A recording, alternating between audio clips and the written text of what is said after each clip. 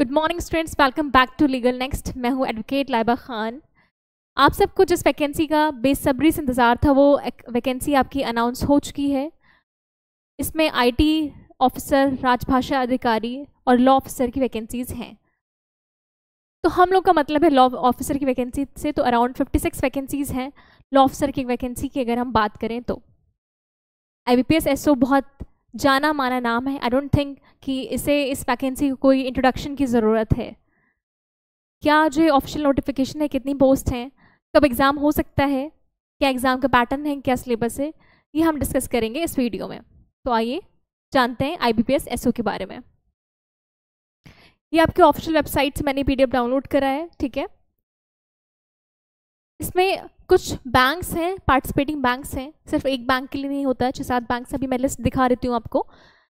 आपका जब सिलेक्शन होगा 3 स्टेजेस में होता है, प्री, मेंस, देन इंटरव्यू। जब सिलेक्शन हो जाएगा तो फिर आपको उस बैंक में से कोई एक बैंक रिक्रूट करेगी, उसमें आप जॉब करेंगे। तो ये वैकेंसी हुई है। The online examination preliminary and mains for the upcoming common recruitment process, ठीक है। तो ऑनलाइन आपका होगा। ये ऑनलाइन का मतलब कि CBT होगा, कंप्यूटर बेस्ड टेस्ट होगा।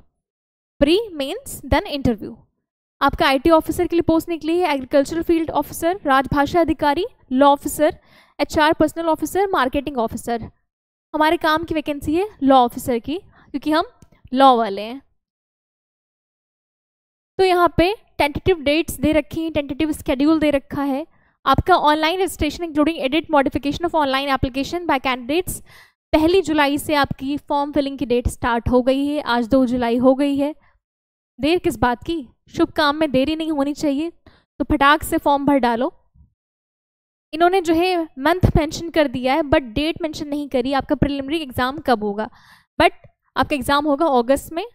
क्या डेट होगी ये सब कुछ अंदाज़ा नहीं लगा जा सकता। It is totally up to the institution, organisation कब एग्जाम कराते हैं। बट अगस्त के लिए आप प्रिपेयर्ड रहो, क्योंकि ऑलरेडी इन्होंने अगस्त मेंशन किया है मंथ।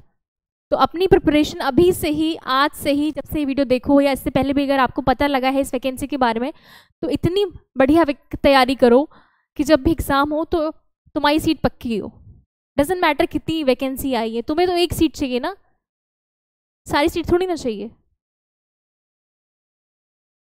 तो आपका जो है अगस्त में एग्ज़ाम होगा, प्रिलिमिनरी प्री एग्ज़ाम। रिजल्ट सितंबर में आएगा। देन फिर सितंबर में आपको मेंस के लिए कॉल लेटर आप डाउनलोड कर सकते हो, जो सेलेक्ट होंगे मेंस के लिए। नवंबर में आपका मेंस होने वाला है। नवंबर में ही रिजल्ट मेंस का डिक्लेयर हो जाएगा। इंटरव्यू होगा आपका दिसंबर में।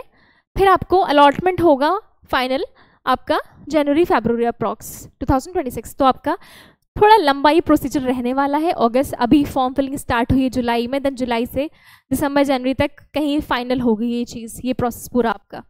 थोड़ा सा टाइम टेकिंग है, बट नो डाउट आपका UPSC हो गया, जुडिशरी, जितने भी एग्जाम्स होते हैं वो टाइम टेकिंग होते हैं। But the good thing is कि इसमें जो मेंस होता है वो रिटन नहीं होता है, डिस्क्रिप्टिव नहीं होता है, ओनली MCQ बेस्ड क्वेश्चंस आते हैं from the professional knowledge. Professional knowledge अगर हम लॉ की बात करें तो आपकी ऑब्वियसली लॉ के सब्जेक्ट्स आएंगे, but with specific reference to banking laws. क्योंकि बैंक का एग्जाम है तो ये जाहिर सी बात है कि आपके बैंक से भी लॉ सवाल करने वाले हैं, लॉ पूछने वाले हैं। बाकी आपको जनरल लॉज तो पता ही होने चाहिए, जो आपने अपने लॉ में पढ़े हैं, ग्रेजुएशन में पढ़े हैं।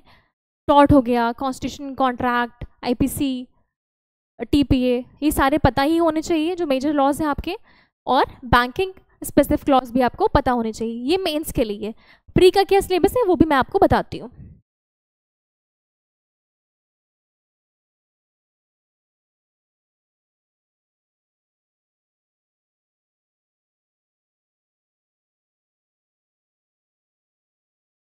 तो आपकी पार्टिसिपेटिंग बैंक्स कौन सी हैं?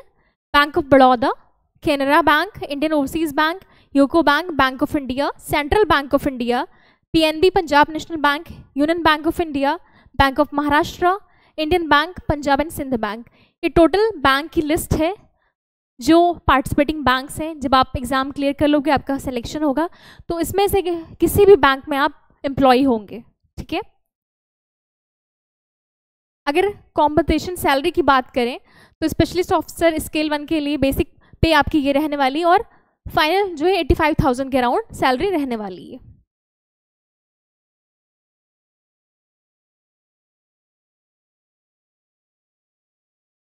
फिर आ जाते हैं एलिजिबिलिटी क्राइटेरिया पे।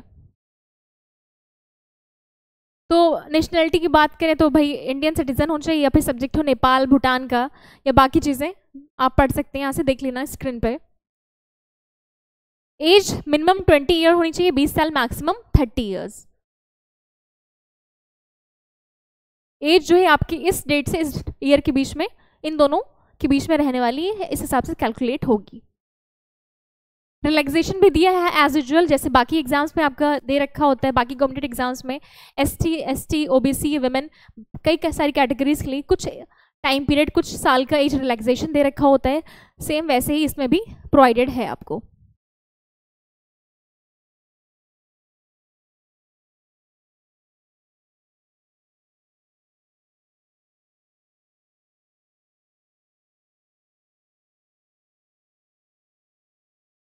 इन्होंने पूरा जो है रिजर्वेशन के लिए जो लोग एलिजिबल होते हैं, एसिड अटैक सर्वाइवर्स हो गए या लो विजन या डीफ, तो उनकी सबको डिफाइन भी किया है कि हम किसी एसिड अटैक विक्टिम मानेंगे या किसी के मानेंगे कि भाई हाँ ऑब्वियसली इसका जो है वाकई में इसका लो विजन है या डीफ है, किन जो है सिचुएशंस में हम मानेंगे, वो सब चीज़ें दे रखी हैं।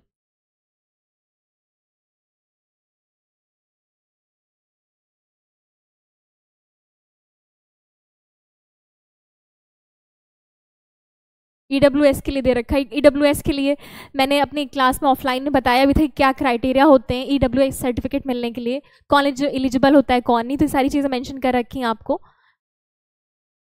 और हाँ, एक और चीज़ आपको मैं क्लियर कर दूँ, SC ST OBC जिसे ऑलरेडी रिजर्वेशन मिल रहा है वो जो है रिजर्वेशन नहीं अक्वायर कर सकता है under the category of EWS। आप सेम टाइम पे दो जगह रिजर्वेशन नहीं ले सकते हो, दो चीज़ में रिजर्वेशन क्लेम नहीं कर सकते हो, आप एक ही रिजर्वेशन अक्वायर कर सकते हो।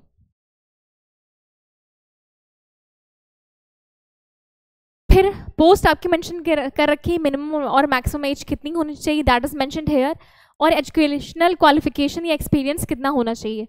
तो अगर हम लॉ की बात करें, लॉ ऑफिसर की, तो मिनिमम एज मैंने बताया भी 20 ईयर्स, मैक्सिमम 30। इसमें क्या चाहिए आपको, a bachelor degree in law LLB and enrolled as an advocate with bar council. इसमें आपको बस दो चीज़ चाहिए, क्या चाहिए, एक तो आपके पास लॉ की डिग्री हो।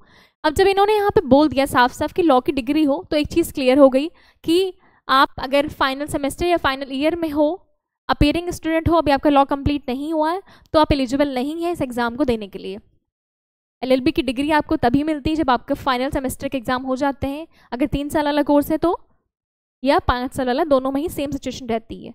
देन डिग्री भी एग्ज़ाम होने के बाद थोड़े टाइम बाद आती है, प्रोविजनल सर्टिफिकेट मिल जाता है, फाइनल डिग्री थोड़े टाइम बाद आती है। तो यहाँ पे प्रोविजनल नहीं मेंशन है, और प्रोविजनल अलाउड होती है ना तब जब आप एग्ज़ाम दे लो, अभी आप अपेयरिंग हो तो आप एलिजिबल नहीं हो ये एग्ज़ाम में अपेयर करने के लिए। तो वही लोग इस एग्ज़ाम को फॉर्म दे सकते हैं, फॉर्म फिल कर सकते हैं जिनका लॉ हो गया है, चाहे आपने 3 ईयर LLB किया हो या 5 साल वाला इंटीग्रेटेड कोर्स किया हो, और आपका रजिस्ट्रेशन होना चाहिए विद बार काउंसिल। तो यहाँ पे बार काउंसिल ऑफ इंडिया या स्टेट मेंशन नहीं किया है, बट मैंने एनालाइज किया है कि जो है जितना भी जहाँ पे भी मेंशन है बार काउंसिल से रजिस्ट्रेशन, तो बार काउंसिल से रजिस्ट्रेशन का मतलब होता है registration with bar council of India, यानी कि आपने AIBE ऑल इंडिया बार एग्जामिनेशन क्लियर करा हो। तो जिनके पास लॉ की डिग्री है और आपका एनरोलमेंट है as an advocate with bar council of India, please go with this vacancy.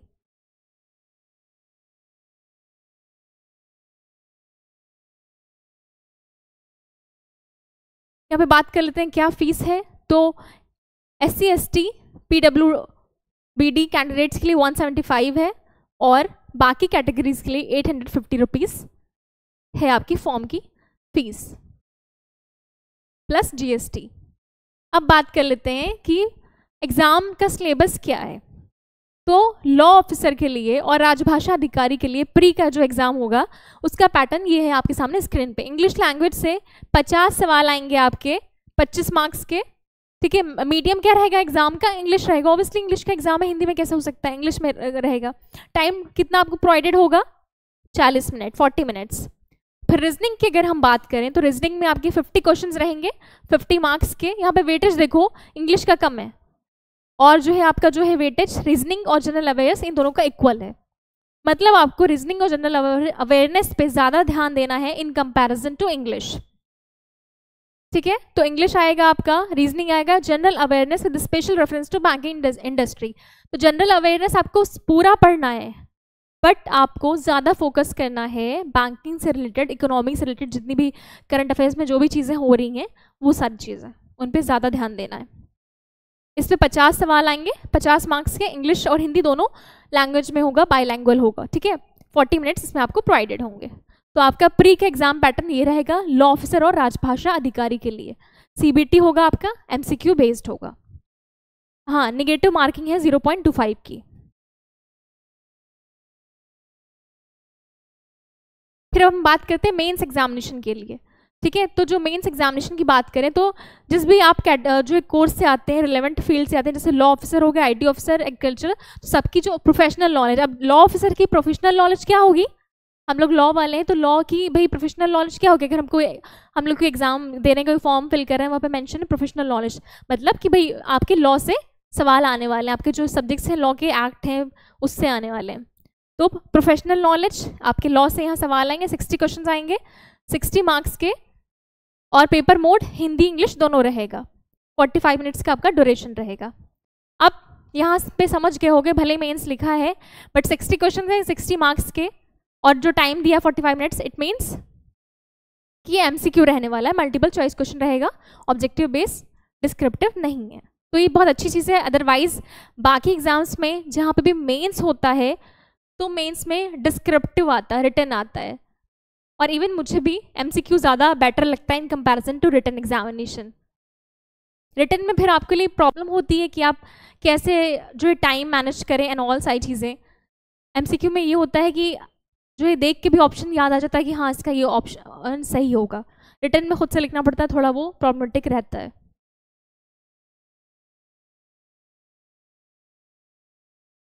फिर उसके बाद लास्ट स्टेप आपका रहेगा इंटरव्यू।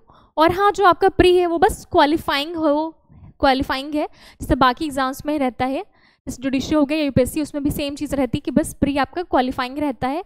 फाइनल मेरिट लिस्ट के लिए आपका मेंस और इंटरव्यू के मार्क्स ऐड ऑन होते हैं, उसी से मेरिट लिस्ट रिलीज करी जाती है। सेम यहाँ पे भी अप्लाई होता है। प्री आपका बस क्वालिफाइंग है, बस मेंस में अपीयर होने के लिए, मेंस एग्जाम देने के लिए है। आपका जो रिजल्ट होगा, फाइनल सिलेक्शन होगा, वो आपका मेंस प्लस इंटरव्यू दोनों को कैलकुलेट करके ही दिया जाएगा।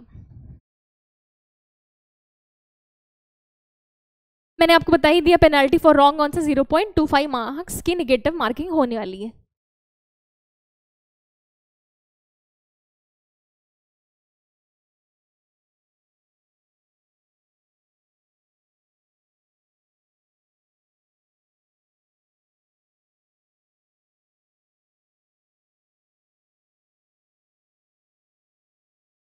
लेट्स सी और कुछ इंपॉर्टेंट है क्या जो आप लोगों को बताया जाए। तो बता दिया है फीस वगैरह।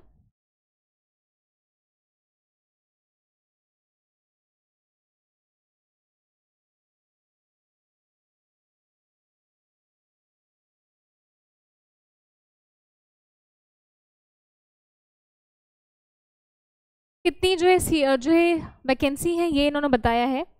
तो ये आपका पूरा रहा किस जॉब के लिए, तो ये एचआर पर्सनल के लिए है, ये है agriculture field officer. Let's see about law में कितनी वैकेंसी है।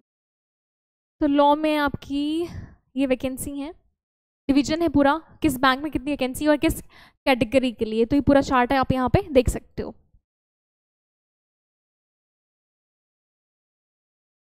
ओके,